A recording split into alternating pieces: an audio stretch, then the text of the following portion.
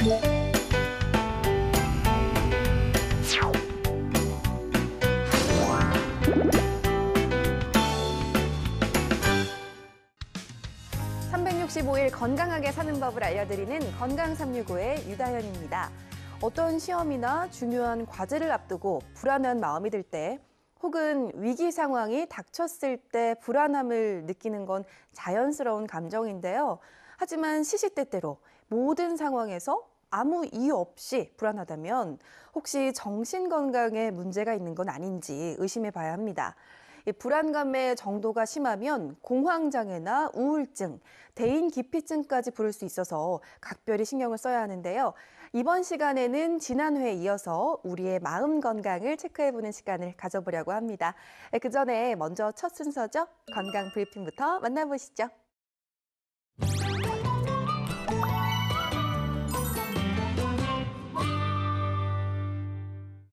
안녕하세요. 건강브리핑 이금숙입니다. 국내 남성 주요 발생암 5위인 전립선암. 이 전립선암은 진행이 느리고 사망률이 낮은 순환암으로 알려져 있지만 우리나라는 예외입니다. 국내 전립선암에 의한 사망자는 2005년 10만 명당 3.7명에서 2015년 10만 명당 6.7명으로 10년 새 크게 늘었는데요. 이 전문가들은 국내 전립선암 검진이 과거에 비해 늘었고 또 한국인의 전립선암 악성도가 높은 것을 이 사망률 증가의 원인으로 분석하고 있습니다. 전립선암은 병기가 진행될수록 이 암세포 자체의 악성도가 높아지기 때문에 발병 위험을 쉽게 예측할 수 있는 전립선 특이 항원 검사, 즉 PSA 검사를 해야 하는데요. 이는 혈액을 통해 하는 검사로 미국의 경우 50세 이상 남성의 검진율이 75%인 것에 비해 국내 남성의 검진율은 15%에 불과합니다. 한국인의 전립선암이 서구보다 악성도가 높은 이유는 인종적 특성 때문도 있지만 이같이 낮은 검진율로 인해 전립선암을 늦게 진단받는 것도 악성도를 높이는 이유 중 하나입니다. 또 전립선암 특성상 조직검사가 정확도가 낮은 게 문제인데요. 전립선암은 초음파를 해도 암과 정상 조직을 구분하기가 어렵습니다. 때문에 확실한 진단을 위해서는 전립선 1000군데 정도의 그 조직검사가 진행돼야 하지만 실제로는 전립선 전체 부위 중 12군데만 지정해서 조직검사를 시행하고 있습니다. 이 때문에 조직검사를 해도 암세포가 발견되지 않는 경우가 있어서 진단이 늦어지고 그로 인해 암세포의 악성도는 높아질 수 있습니다. 앞서 언급한 것과 같이 아무리 순환암으로 알려진 전립선암이라도 악성도가 높아지면 암 전이가 잘 돼서 사망 위험이 높아지는데요. 지난해 국내에서 전립선암으로 숨진 환자의 85%에서 뼈 전이가 있었고요. 25에서 38%가 폐와 간 등의 전이가 있었습니다. 전립선암은 특히 뼈로 전이가 잘 되는데요. 뼈로 전이되면 3에서 4년 이내에 사망하게 됩니다. 특히 전립선암의 5년 상대 생존율은 약 93%로 높지만 암세포가 뼈나 다른 장기에 전이된 경우에는 생존율이 42%대로 크게 떨어집니다. 따라서 전립선암도 조기 진단과 치료가 매우 중요한데요. 전립선 특이 항원 검사인 PSA 검사 결과 수치가 3에서 4 나노그램 퍼 밀리리터 이상이면 전립선 암을 의심하고 추가로 조직 검사 등을 시행해야 합니다. 미국과 달리 한국은 악성도가 높아서 50세 이상 남성이라면 전립선 검사를 매년 받는 것이 좋겠습니다. 이상 건강브리핑이었습니다.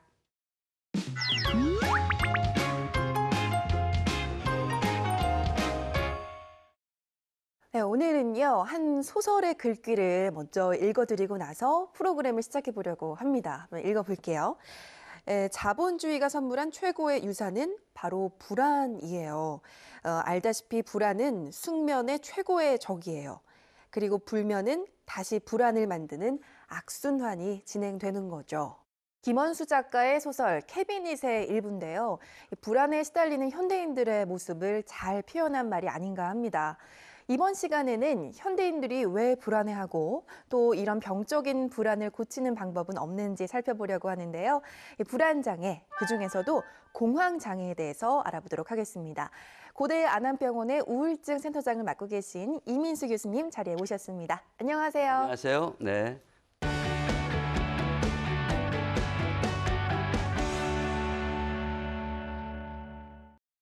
교수님, 우리에게는 여러 가지 감정이 있잖아요. 그렇죠. 네. 뭐 행복, 슬픔, 그리고 불안감도 그 중에 하나일 그죠. 테고요. 네, 네. 네, 네. 근데 우리가 이렇게 가끔씩 겪는 불안감은 뭐 당연한 거겠지만 네. 일상생활이 힘들 정도로 불안감이 계속 있다면 이건 정말 문제가 아닐까 싶은데요. 큰 문제죠. 네. 네, 네. 근데 이 현대인들이 자주 겪는 이 불안증 어떤 것들이 있을까요? 네, 우선 우리가 공황장애가 있고요. 네. 그다음에 광장공포증. 네. 광장공포증이요? 네. 그건 뭔가요? 뭐 어느 특정한 공간에 우리가 불안해하고 어찌할 바 모르고 죽을 것 같이 느끼는 그런 장소랑 관련이 그렇죠. 있는 거네요. 네, 그것이 있고 그다음에 사회 불안장애 해가지고 사람들 못 만나는 사람들이 있어요. 밖에 못 나가고. 그게 대인기피증이랑 비슷한가요? 뭐 그렇죠. 대인기피증이라고 얘기하는 범죄에 들어가기도 네. 하죠.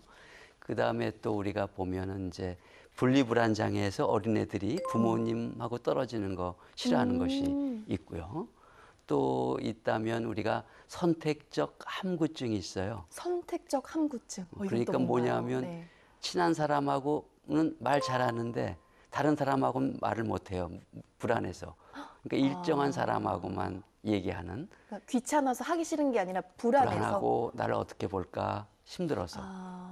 근데 이제 오늘은 우리가 불안증 가운데서도 공황장애에 대해서 얘기를 나눠보려고 하는데요. 네. 왜 공황장애? 네. 예전에는 사실 많이 알려지지 않았지만 네. 좀 요즘 들어서 많은 연예인들이 이제 나는 공황장애가 있었다 아니면 겪고 있다라는 거를 이제 얘기를 하면서 많은 분들이 이제는 아실 거라고 생각하거든요. 그렇죠. 네, 근데 이 공황장애 얼마나 흔한 병인가요? 어떤 보고에 의하면 성인 10명 중 5명 정도가 내가 공황 증상을 경험했다. 진단까지는 안 가도 네. 그런 경우가 있고 최근에 우리나라에서 한 해에 한 10만 명 정도가 그 공황 장애로 우리가 생각보다 많네요. 상당히 네. 많죠. 그리고 또 문제가 되는 것은 그 증가되고 있다는 거예요. 2016년에는 우리가 9.5%였고 네. 5년 전에 2011년에는 8.7%니까 상당히 심각하죠.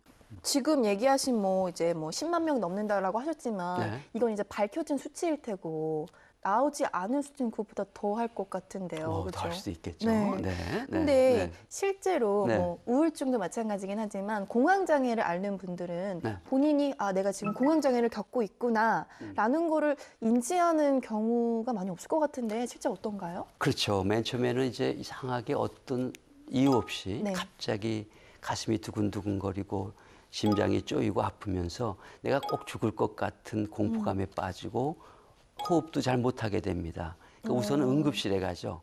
응급실에 가서 정도로요? 그렇죠. 죽을 것 같으니까 가서 진찰 받고 피 검사도 해보고 뭐 하는데 이상이 없어요. 네. 괜찮은가 보다라고 생각을 해요. 그러다 보니까 또 자기도 모르게 몇 개월 후 또는 1년 후에 또 그런 증상이 나타나요. 그러다 보니까 다시 또 그 검사를 하다 보니까 이상은 없다.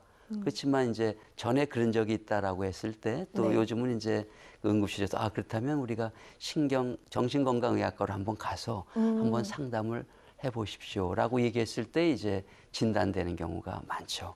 근데 이 공황장애란 용어가요 이제 네. 알려진 지 불과 몇 년 안 됐잖아요. 그렇죠.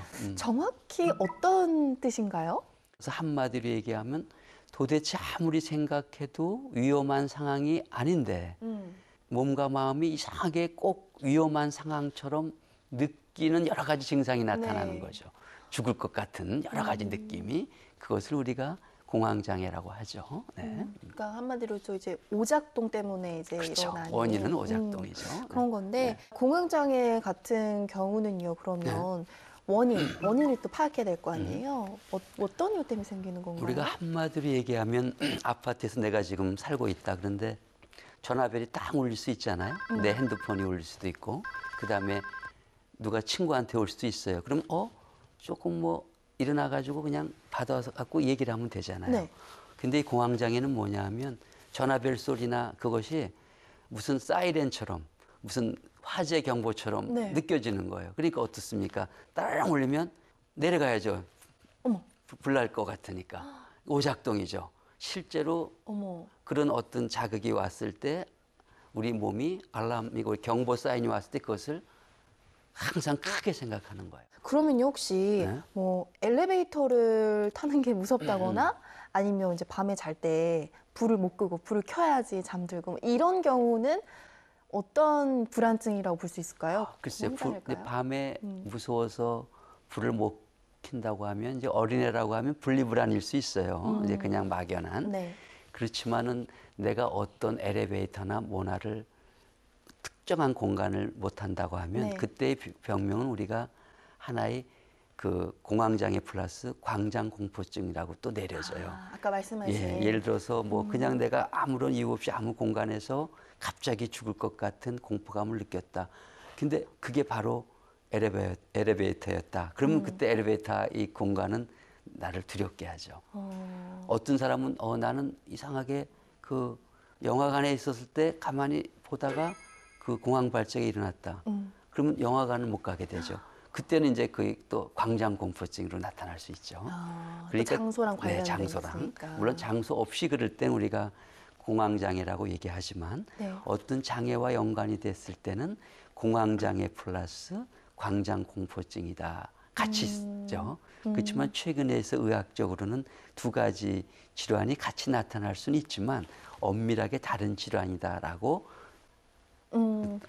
띄어놨긴 했습니다. 네, 그러니까 네. 광장 공포증과 공황 장애는 이제 별개의 별개죠. 거. 하지만 같이 또 나타날 일어날 수 수 있죠. 있다. 같이 나타날 수 있다. 그래서 아까 같은 경우 엘리베이터를 못 타는 경우는 엘리베이터를 타려고 할 때 공황장애 플러스 광장공포증이 나타날 수 있는 거죠. 네. 물론 광장공포증만 나타나서 못 탈 수도 있겠죠. 그죠? 네, 알겠습니다. 네. 또 치료를 할 때는요, 네. 약물 치료가 가장 효과적인가요? 약물이 가장 수월하죠. 아까 원인 중에서 오작동이라고도 얘기했지만 조금 더 구체적으로 들어가면 우리 몸속에 우울증에서도 있었던 노르에피네프린과 세로토닌이라는 것이 있는데 공황장애는 노르에피네프린이 너무나 과활성화가 돼요. 이게 아까처럼 뭐 예민하게 반응하고 또 세로토닌은 어떠한 과민한 반응을 잘 유지시켜 주는데 그것이 또 부족해요. 그러니까 약물 치료는 뭐냐? 이 우리가 공황 발작이 있을 때 그것을 조절시켜주는 능력이 세로토닌이기 때문에 네. 세로토닌 재흡수 억제제라고 해서 세로토닌을 강화시켜주는 약을 씀으로써 이제 치료가 되죠. 그럼 이제 약물 치료도 중요하지만 또 다른 어떤 본인의 마음가짐 이런 것도 중요할 것 같은데. 그다음에 이제 어느 정도 회복이 되면 약도 먹으면서 또 치료할 수도 있지만 이제 확실히 나아졌다 하면 설명을 해줘야겠죠. 네. 당신이 그런 것이 여러 가지 원인이 그래. 그러면은 지금 그 공황 때문에 두려워하는데 공황은 사실은 일시적인 거야. 만약에 공황이 일시적인 건데 당신이 공황 때문에 하루 종일 또는 일주일 내내 고민한다면 얼마나 잘못된 거야. 그러니까 공황은 일시적인 거야. 그리고 나는 극복할 수 있어. 공황 때문에 죽지는 않아. 그럼 우리 한번 그렇게 한번 시도해 볼까라고 들어가서 공황이 너무나 무섭다고 생각하는 나의 잘못된 생각이 잘못된 거다. 그러니까 이것을 맨 처음 약을 먹고 네. 그다음에 이제 이겨낼 수 있어라고 버텨도 보고 안 되면 약을 좀 조절해서 또 보고 네. 이러다 보니까 공황이 대단한 건 줄 알았는데 별거 아니네. 아니었구나. 이렇게 하는 것이 이제 또 우리가 인지행동 치료니까 약물 치료와 더불어 어느 정도 좋아지면 그렇게 가야 되는데 그렇게 안 되는 경우가 있겠죠. 그런 경우 이제 약물 치료를 주로 하면서 네. 가끔 이제 왜 그런가를 설명해 주는 경우도 있죠. 네, 알겠습니다. 교수님 말씀을 들어보니까요, 이 약물 치료도 중요하지만 이 죽게 되지 않는다는 이 마인드 컨트롤, 내 자신을 강하게 믿는 믿음이 가장 중요한 것 같습니다.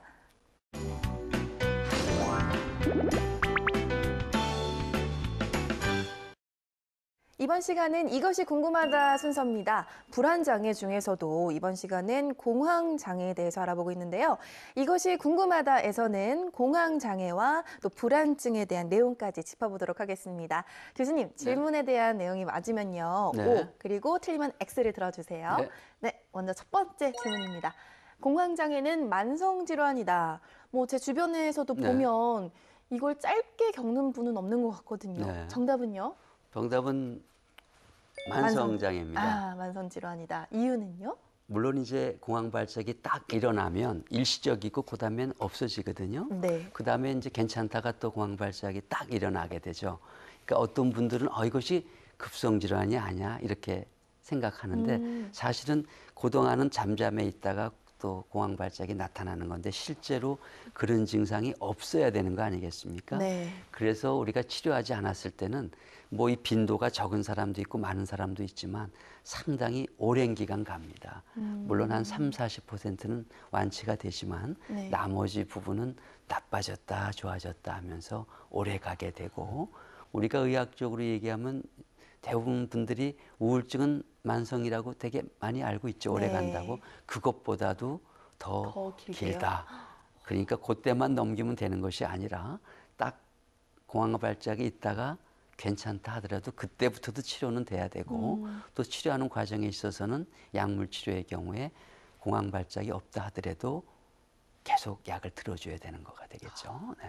그러니까 이게 뭐 수년이 걸릴 수도 있고 수십 년이 걸릴 수도 있고 뭐 10년까지 넘어가지만 그래도 수년은 갈 수 있죠. 만성이라고 하시길래 네. 그럼 네, 보통 네. 한 그러면 네. 치료는 그냥 대략 한 어느 정도 어느 이렇게 정도 약물로 치료해서 상태가 괜찮을 때 일반적으로 우리가 한 8개월에서 한 12개월 정도는 유지시켜 한 1년 정도? 1년 정도는. 네. 생각보다는 적네요. 네. 그다음에 이제 물론 네. 이제 인지 행동 치료나 또 병이 네. 문제가 있을 땐 다시 또 꾸준히. 재발될 수 있으니까 오라는 그러한 하나의 그 얘기는 해줘야죠. 네, 알겠습니다. 네. 자, 다음 질문입니다. 불안감은 불행한 어린 시절에서 유래한다. 뭐 어린 시절에 겪었던 불행한 일들이 이제 어른이 돼서도 잊혀지지 않기 때문에 왠지 그럴 것 같다라는 생각이 드는데요. 교수님, 정답은 뭔가요? X입니다. X인가요? 네. 왜요? 물론 사실은 어떤 병이나 네. 어린 시절에 아주 좀 힘들게 자랐던 경우는 정신과 모든 병에 조금 영향은 줘요. 그렇지만 그것이 아주 깊게 연관돼 있다는 것보다 어릴 때 불행했던 시절은 생활하면서 조금 나약하고 취약하게 만들 수는 있다 하더라도 이러한 공황장애나 이런 것이 어릴 적에 어떤 뭐 때문에 계속 자라와서 이것이 되지는 않는 거죠. 그래서 최근의 치료는 물론 어떤 공황장애가 있을 때 어릴 적에 대한 것도 면밀히 봐야 되지만 그걸 무시하고 현 시점에서 얼마나 공황장애가 나타나고 어떻게 치료를 하는 쪽으로 우리가 각도를 두는 것만 봐서도 어린 시절이 하나의 유래한다는 것보다 영향은 줄 수 있지만 어린 시절에 하나의 불행한 것이 그것 때문에 공황장애에 걸린다는 것은 아니죠. 네. 네, 다음 질문입니다.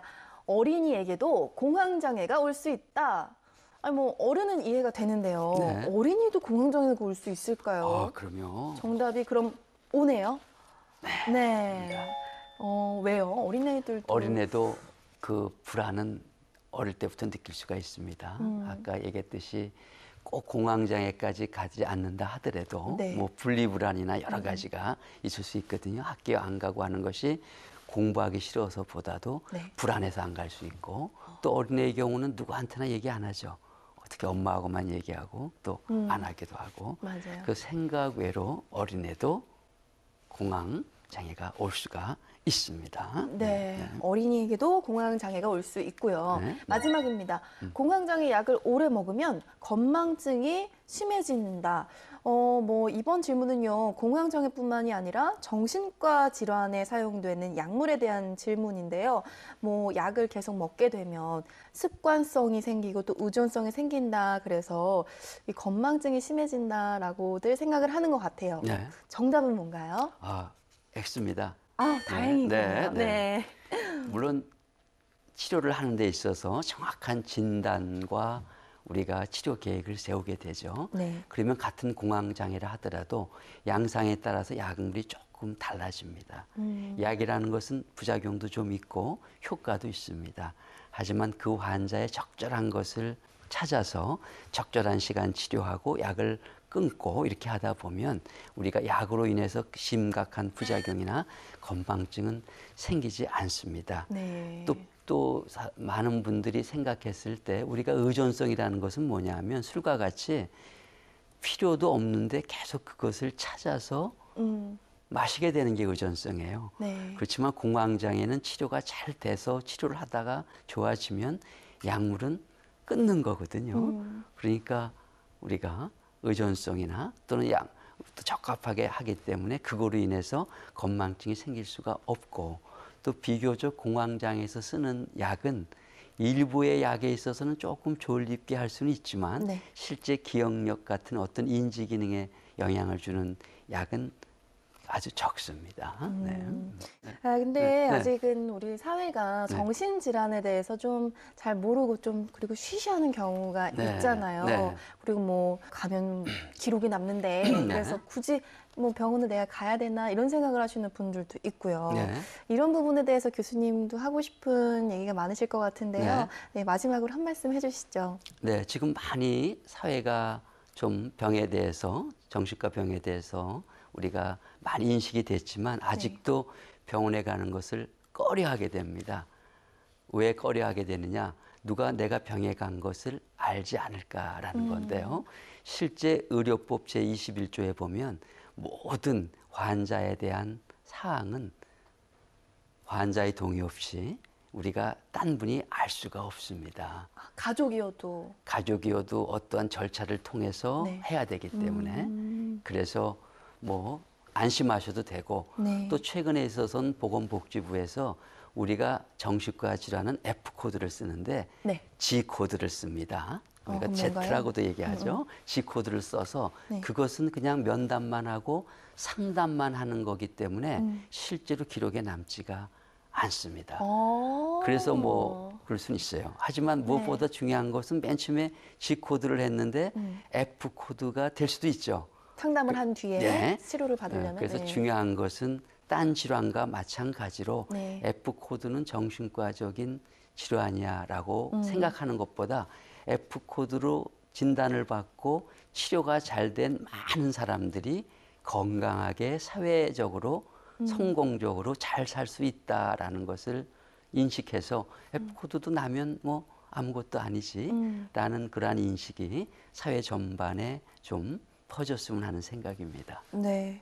그러니까 일단은 저도 새로 안 사실인데 환자의 동의 없이는 절대 기록을 열 네. 수가 없다는 네, 거. 네, 그리고 정말 단순 이제 내가 지금 공황장애인가 뭐 우울증인가 싶어서 상담을 하러 가는 거는 기록에 전혀 그냥 남지 남지 않으니까 않죠. 네, 네. 또 만약에 치료를 이제 상담 후에 치료를 받게 되더라도 내가 나을 수 있다라는 그런 내 자신과의 믿음이 있으면 되는 거잖아요. 그렇죠. 말씀하신 네, 것처럼. 네, 네, 잘 알겠습니다. 이번 시간에는 고대 안암병원 이민수 교수님 모시고 공황장애에 대해서 알아봤습니다.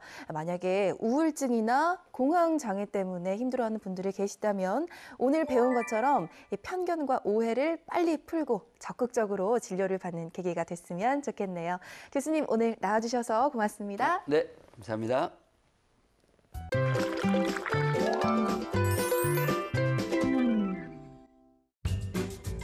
안녕하세요, 셰프 정옥입니다. 오늘은 매콤한 음식을 준비해봤는데요. 더운 여름 이열치열 땀도 빼고 스트레스나 우울함도 날려버린 매콤한 음식 지금 바로 시작해보겠습니다.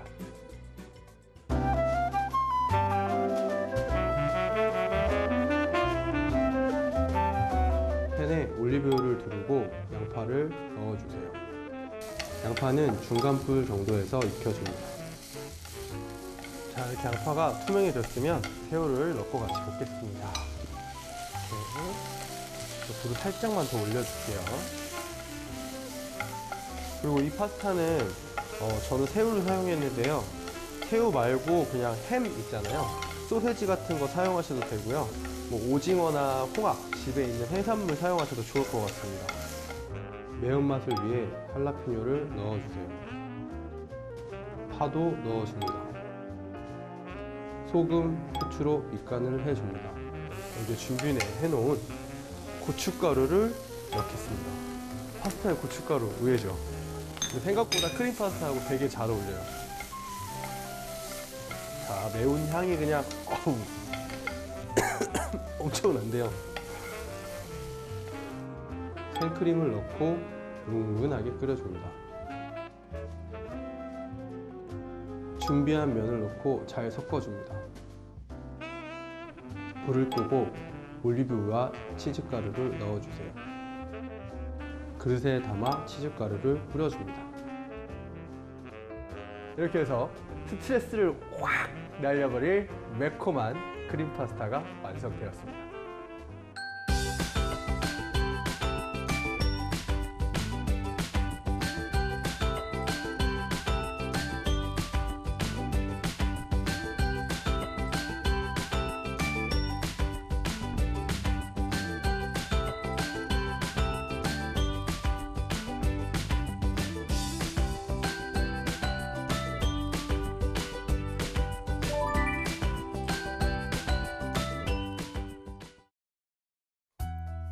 한 베스트셀러에서는 불안을 이렇게 말하고 있다고 합니다. 불안은 에너지다. 불안을 없애려고 하기보단 더 나은 쪽으로 성장하는 에너지로 사용하라는 말인데요. 교수님께서 말씀하셨다시피 공황장애는 내가 소심해서 마음이 약해서 생기는 병이 아니라 이 뇌의 문제 때문에 생기는 몸의 질병이기도 합니다. 혼자서 고민하지 마시고요. 치료를 도와줄 병원이나 센터를 찾아서 적극적으로 진료받으시고요. 또 몸과 마음이 한 단계 성장하는 계기가 되시길 바랍니다. 저는 다음 시간에 다시 찾아뵙겠습니다. 고맙습니다.